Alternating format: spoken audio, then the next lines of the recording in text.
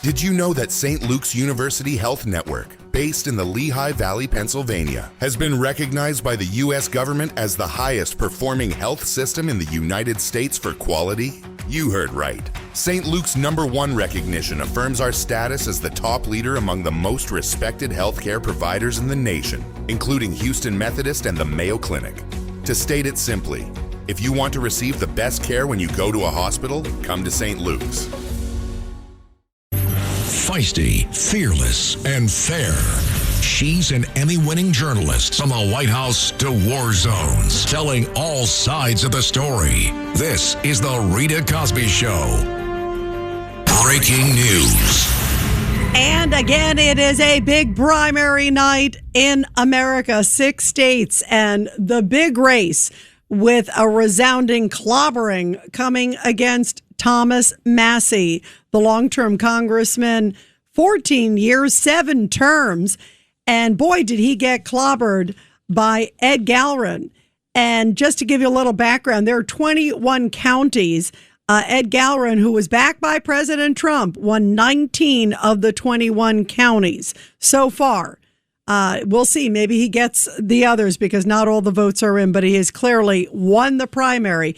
Thomas Massie, who has voted so much against President Trump, spent much of his time bashing Israel, talking about the Epstein files, and clearly going after interests of President Trump when it came to the big, beautiful bill and so many big things that were pivotal to President Trump's agenda. And he will no more be a member of Congress. That's a biggie. Here is President Trump before the results came in saying what he thinks of Thomas Massie. And clearly the voters of Kentucky heard President Trump loud and clear. And what are you seeing? Thomas Massie's a terrible congressman. He voted against men playing in women's sports. He voted against transgender for everybody, the mutilization of your children. He voted against, again, open borders. We have the best border we've ever had right now. Nobody's coming in. I mean, a report just came out. In the last 11 months, literally nobody has been allowed into our country illegally. It was like he just wanted to vote against President Trump. He should have just said his name is Zoran Mondani, you know? I mean, as opposed to Republican Thomas Massie. And here is Republican Thomas Massie conceding what has been an enormous political defeat for him. Take a listen. SOBs in Washington tried to buy my vote. They couldn't buy it.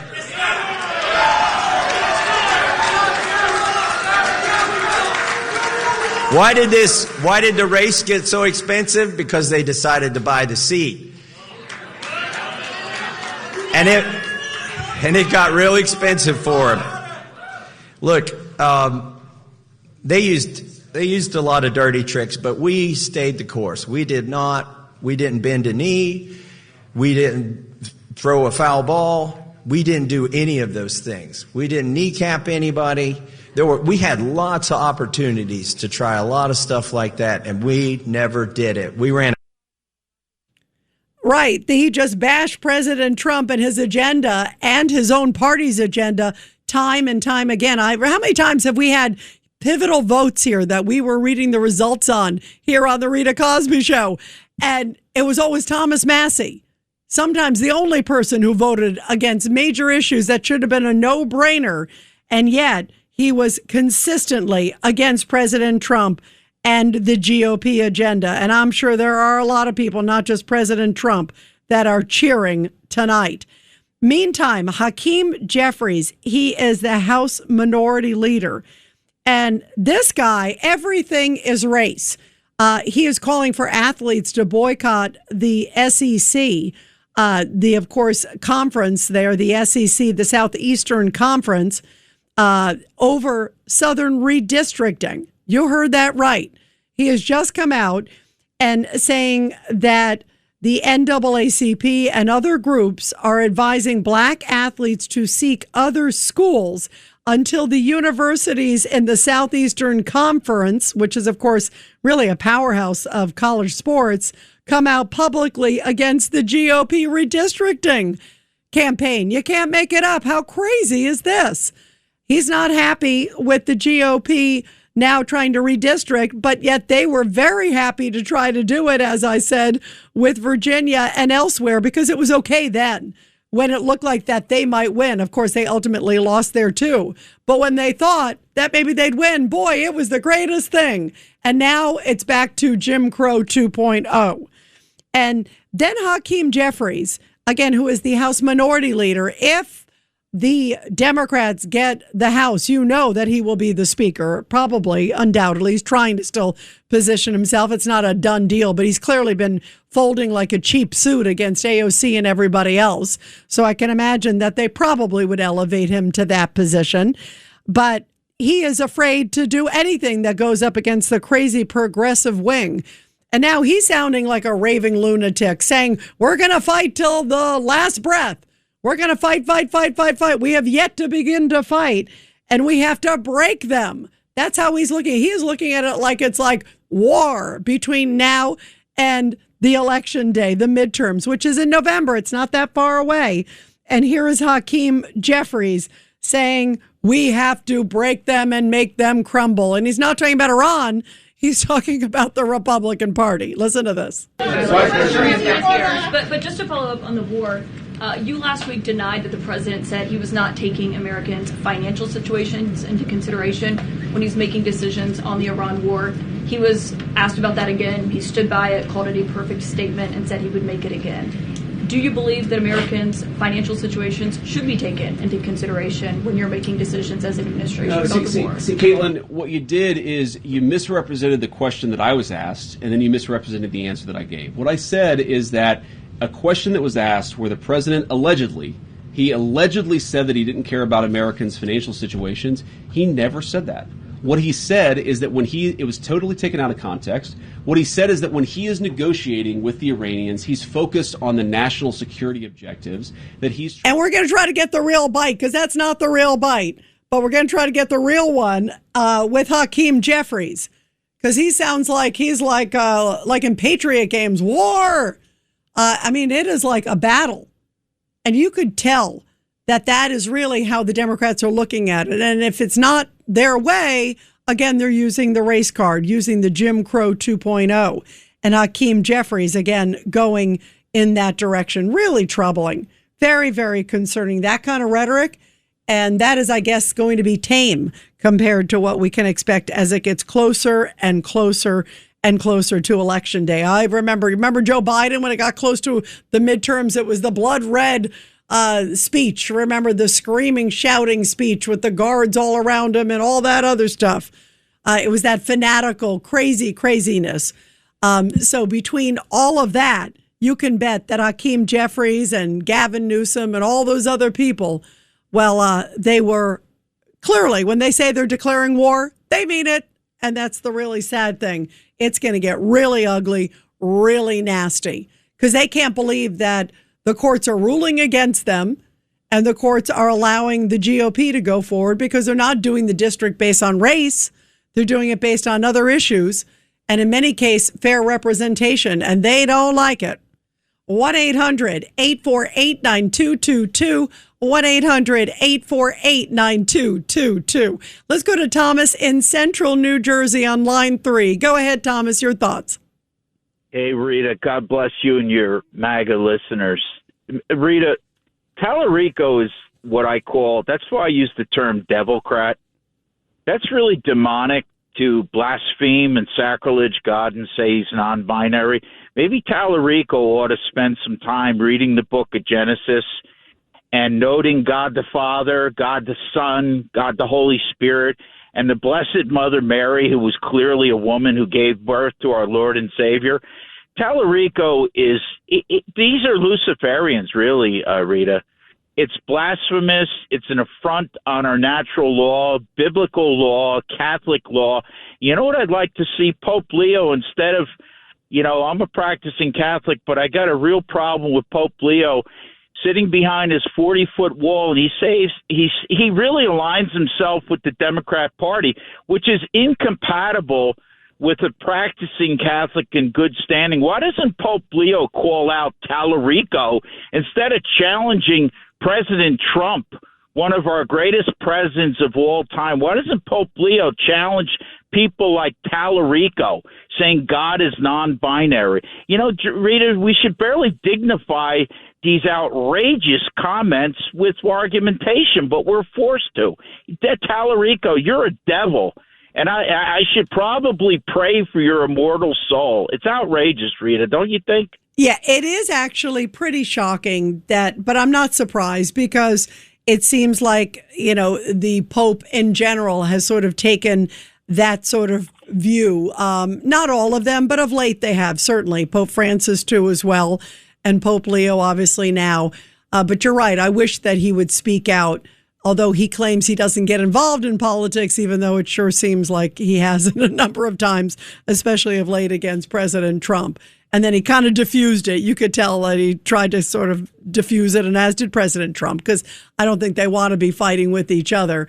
But you're right. I mean, when you look at these views, why is he not saying, you know, excuse me, how dare you say that about God? And then to get into all these other things, that there are 6 sexes. And I mean, this is crazy time. And the sad thing is, Thomas, you know, to the politics of this just shows sort of where the Democratic Party is headed, Thomas, because you got this guy, and then you've got Graham Plattner, who is the Democratic candidate up there in Maine for the Senate race against Susan Collins. And every day I hear something worse and worse about this guy. He's a veteran, and yet now he's like on video mocking an American who was taken prisoner by the Taliban, saying he was out of shape, like that. How could he get caught? And then he had an SS guard tattoo, which he still has. And he said that women, older women or adult women who were raped, that they, should just kind of stop complaining and buck up and act like adults. I mean, this guy is despicable, Thomas. And the fact that they are the candidates of the Democratic Party, what does that say to you about the Democratic Party of today? They've fallen into complete moral depravity, Rita. They have no policies that anyone of any rational, sane mind could support.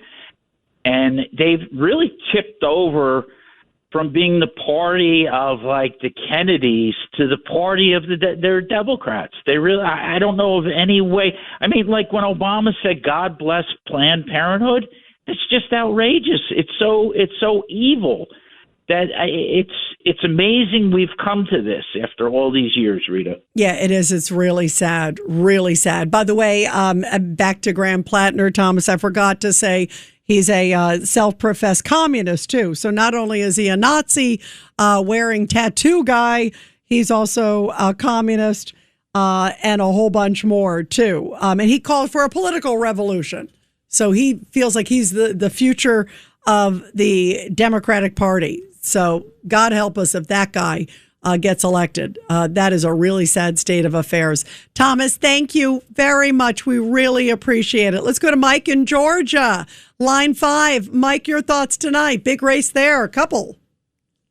Hey, Rita, just trying to keep track with what's going on with the Georgia Republican primary. It's going to be a fun one.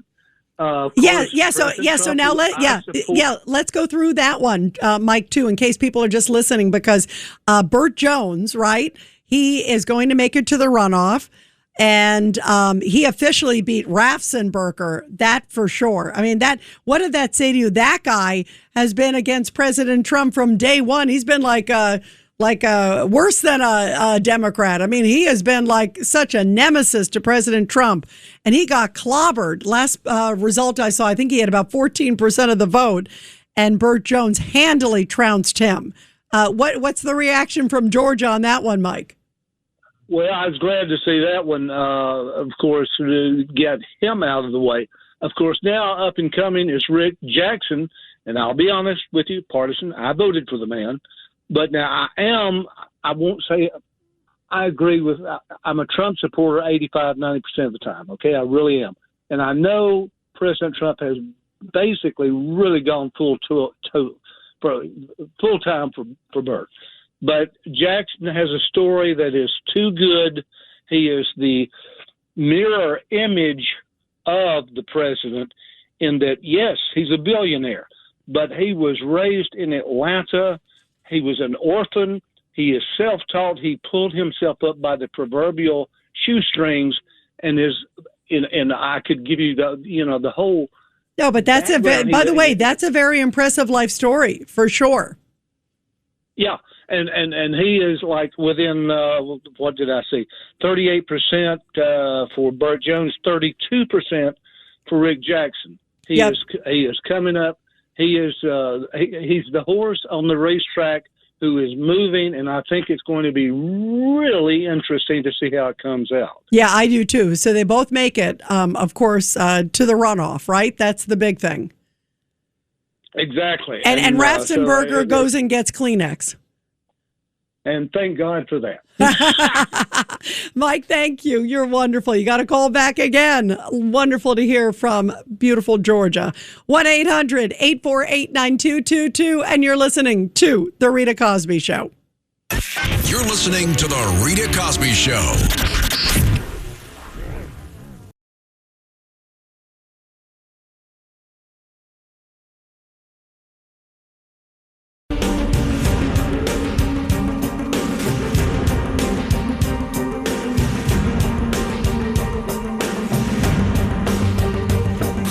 This is The Rita Cosby Show.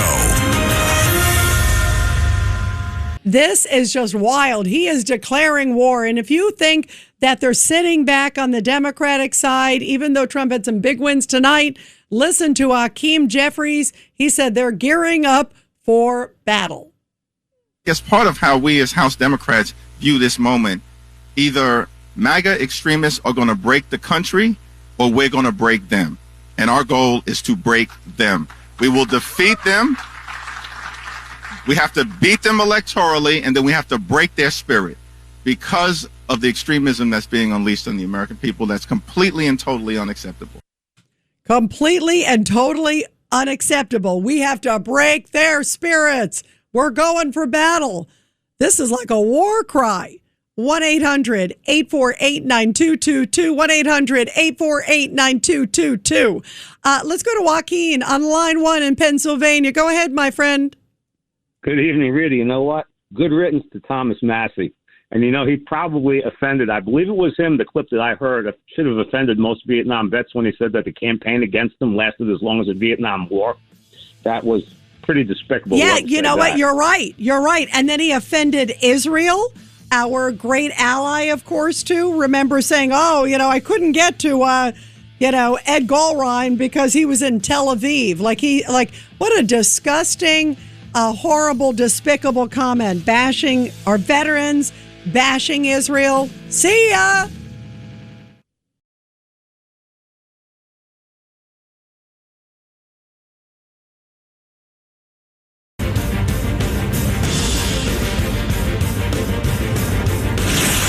Rita Cosby is on.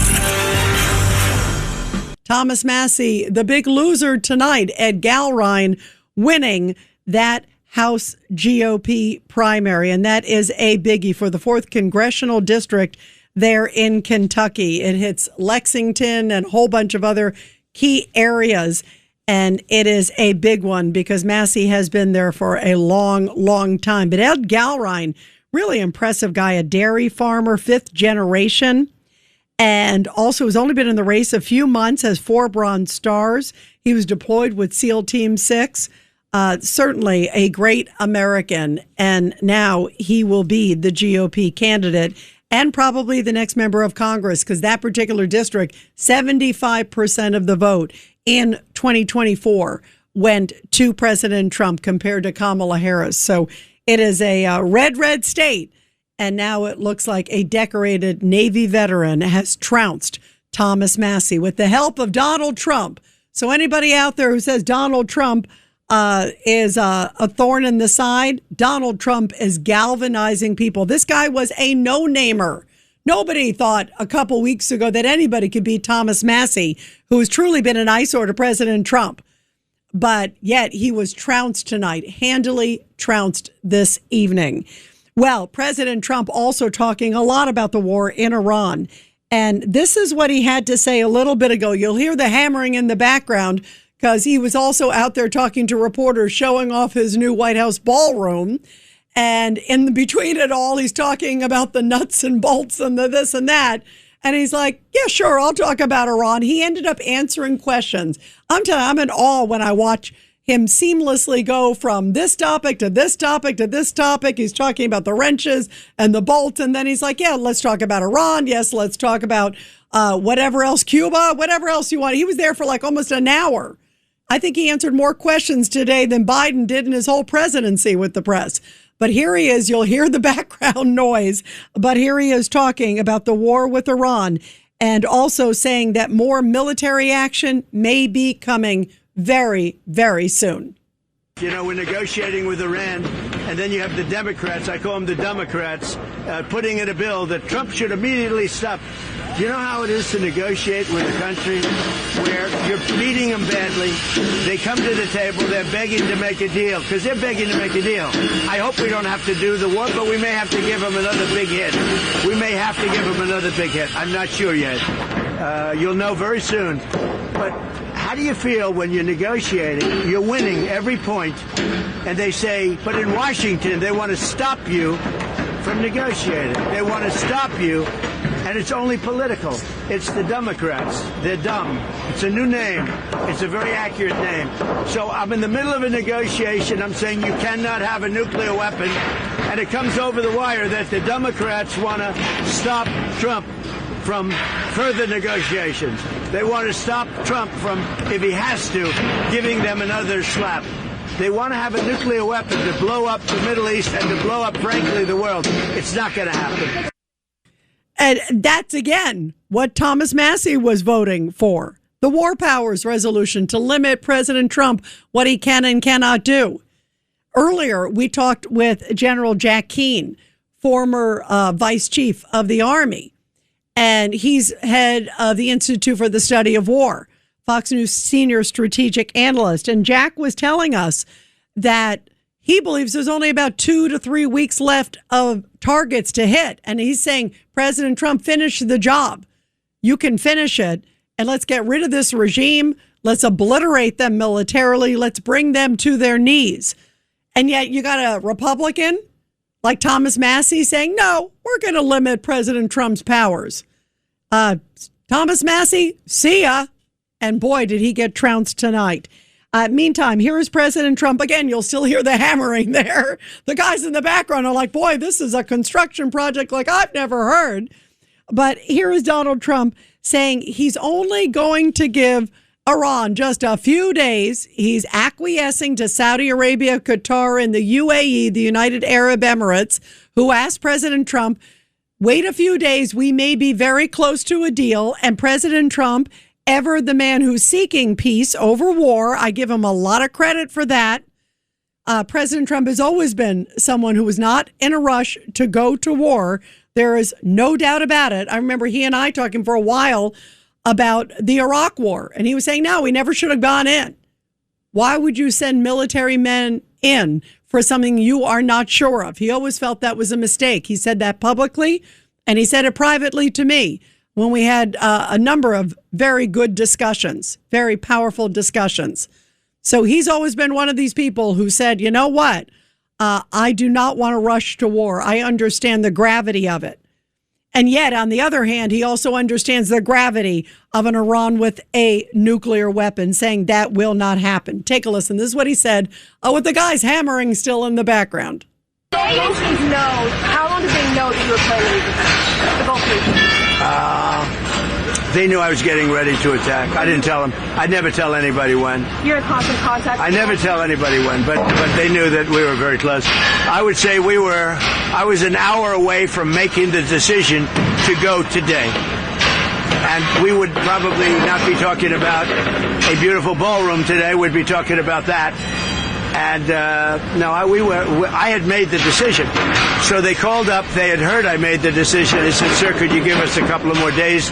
Because we think they're being reasonable. How many days for Iran to come? Well, I'm saying 2 or 3 days, maybe Friday, Saturday, Sunday, something, maybe early next week, a limited period of time. Because we can't let them have a nuclear weapon. If they had a nuclear weapon, they would start with Israel. They would blow it up. and they would blow it up fast, but they'd blow it up. And I'll tell you what, they'd go after Saudi Arabia, they'd go after Kuwait, they'd go after UAE, they'd go after Qatar, I think they go after the entire Middle East, and it would be a whole different negotiation. It would be nuclear holocaust. And there's no question in my mind that they'd use it. There's no question. And I deal with these people. They're extremely radicalized. These are not people like when I deal with you.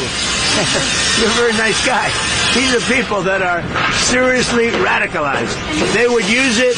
The only question, would it be the first minute, the first hour, or the first day? And I sadly agree with President Trump. They would use it. Look at their actions, even of late, hitting civilian targets, hitting like hotels, trying to create as much havoc as possible. And I really applaud him for fighting the fight. That's a noble fight, not looking at the polls, because politically, maybe it wasn't the right move. But he didn't do it for politics. He did it for world peace and world freedom. And that's a courageous leader. That's what a leader does, as opposed to sending pallets of cash in the middle of the night. Let's go to Mike in the Lower East Side of Manhattan on line 1. Go ahead, Mike. Your thoughts tonight, my friend. How are you, Rita? Yeah. I mean, while President Trump is, trying to get a deal going, I think we have to have an emergency takeover of the oil, because they're pumping millions and millions of gallons into the Strait of Hormuz, into the Red Sea. That's all going to go into the Mediterranean. You're going to have a lot of dead seabirds, a lot of dead sea life washing up. It's not gonna be good. So he's got to take over the oil and start a little bank account somewhere in some neutral country and put that money into the Iranian People's Fund. But we got to take over that oil and take over the area where the oil is coming out of. That island is only a pumping station. We got to take control of the oil where it's coming out. That part of the land, Yeah, by the way, Mike, that's a very good point, because you're right. You don't want it contaminating, first of all, the ocean, and you've got to get where it is pumping out of. You're right. The Karg Island is just a storage place, but it is a massive storage place, and it's where they store, billions upon billions of dollars. But you're right. There's a lot of layers to this. And you know what, my favorite part, Mike, and I was waiting to see where you were going to go with the funds. I love that you said, use the funds for the Iranian people, because there are reports, sadly, tonight that they have stepped up executions there in Iran, that they're clearly doing that to thumb their nose at the world community. And I just find it just so despicable and so reprehensible. And a lot of young people, too, purposely to try to send a message and just instill fear in the population, too. And I love that you were saying send the money back to the good Iranian people somehow, that it could help weaponize them. Maybe it could help give them economic help, whatever we can. But we got to do something quick, Mike. My personal thought, he has to do something, I believe, in the next week or two. I really do. I firmly believe it. And I also believe he does. Listening to his language and knowing President Trump, I'm hearing a guy who realizes that time is of the essence. And not only, I'm sure it breaks his heart to hear these stories of what's coming out of Iran right now. And he has to cripple these IRGC members, absolutely cripple them. And I like your idea about getting the oil, too. He's got to be able to seize some of that, too. If he can work on all fronts and literally pound them into smithereens at these hopefully mainly military targets or dual use. Sometimes they hit these dual use ones that could be military and civilian, obviously to minimize civilian, but focus on military. He's got to do it, because these people aren't going anywhere. And they need to see Allah right away. 1-800-848-9222. 1-800-848-9222. Let's go to Benny in Bayside, Queens, line 5. Go ahead, Benny. Hey, good evening. As far as Trump is letting Iran shoot themselves in the foot, meaning Trump drew a line in the sand and said, don't cross that. And they know they're smart enough not to cross that. Meaning every other day they're changing administration. This guy is this director of this. He's letting them shoot themselves in the foot and then clean up the pieces. As far as them getting... Hang on 1 second. How do you believe he's letting them shoot themselves in the foot, that they're kind of walking all over each other? The one thing I like when he says, one side's good in negotiating with us and the other side isn't. So you know that's creating internal rift. Like who's selling out Iran and dealing with America, or who are the people undermining a deal too? Vice versa. The problem is they're not undermining each other or shooting themselves in the foot fast enough. That's the problem, Benny. It's taken a lot longer than I think the Trump administration or anybody really thought it would take. And I think waiting is a noble intention on his part because I think he wants peace. On the other hand, guess what? You can't also let this draggle on forever. That's my thoughts. What do you think? Again, he's trying to show the rest of the world, hey, look at the patience I had with these people, and let them do, they're going to screw it up. We know that. They will definitely screw it up. As far as them getting a nuclear weapon, and if they ever did get a nuclear weapon and drop it on Saudi or Israel or anything, 8 minutes later, all of Iran would just be a big swimming pool because they don't fool around over there. It's just like, anyway. Oh, yeah. I agree. The problem is you don't want to wait till it gets to that moment, Benny, because then that's too late. There's no question about that. Let's real quick go to Patrick in Indiana, line 4. Go ahead, Patrick. Yes, Max was right last night. Mamdani should be deported, not because he has dual citizenship, but because he incorporated international law on Friday, January 2nd. James Flippin had it on the news at 9 o'clock. He said that Mamdani said, quote, "It's about time that we incorporated international law." Oh, yeah, he said it, and Flippin's correct. He said it loud and clear. He was talking about Netanyahu. Is that what you're referring to? Because that was a lot of it, was that he essentially said, you know what, I would arrest Netanyahu. We must follow international law, which is a bunch of hogwash because it's coming from the International Criminal Tribunal, which is such a left-leaning kookadoo group that, and he's just using that as an excuse, Patrick. Obviously. Because he just hates Israel and he hates Netanyahu, and he keeps saying it every day. The one thing I could say about Mamdani, he's consistent, Patrick. I'm not saying that as a compliment, but he is consistent, right? But Tom Homan should deport him because he has incorporated international law in New York. But Patrick, he can't do it until he actually acts on it. And I think you and I even went into this before because he can just sit there and say, hey, again, some international law, whatever. But if he tried to actually impede Netanyahu from coming here, I'm sure, in fact, it was funny. I talked to Professor Dershowitz about this, Alan Dershowitz, a noted constitutional scholar. And he said, I would love to see Mamdani try to arrest Netanyahu and see what would happen with all the Israeli security team and all the Secret Service. And then what a guy from New York is going to say, hi, I'm the New York mayor. I'd love to arrest this world leader because he's coming on my soil. That is just absolutely ridiculous. And I think if he tried to do that, I don't think there'd be any NYPD officers who'd want to be arresting Netanyahu and would want to go through the Secret Service. And it's not like Mamdani has been so supportive of the NYPD either. Let's not forget about that, too. But at that moment, boy, would that be an interesting legal dilemma. And that's where somebody like Dershowitz would definitely step in. Patrick, we'll see where it goes because Netanyahu, I'm sure he's probably planning on coming soon. He's for the UN. The UN's every year in September. Let's see what happens. You're reminding us it could be a really wild time at the UN. Everybody, we're going to continue with your calls. 1-800-848-9222. But first, support our heroes. The Rita Cosby Show presents Support Our Heroes. And this is the Tunnel to Towers Foundation Support Our Heroes segment with a very powerful story from Morris Plains, New Jersey, where World War II veteran Martin Anisi, he is 103 years old, received a very special Yankees salute. He is from Morris Plains, New Jersey, but he got a Yankees salute as Memorial Day approaches. Recently, the lifelong Yankees fan got a moment in the spotlight of his own at the game against the Los Angeles Angels.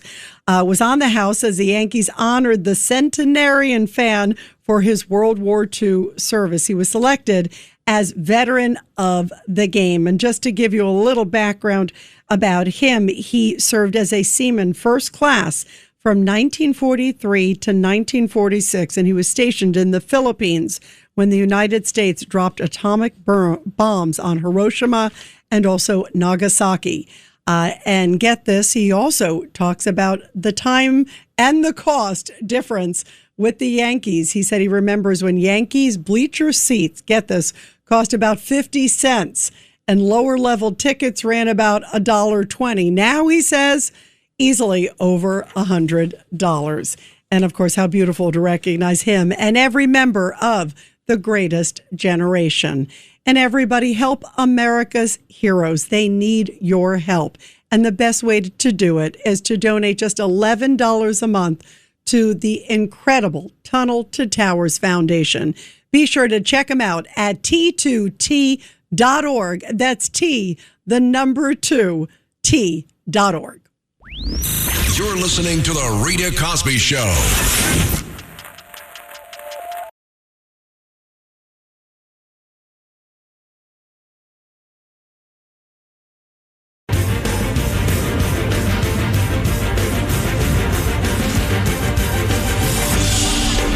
It's The Rita Cosby Show.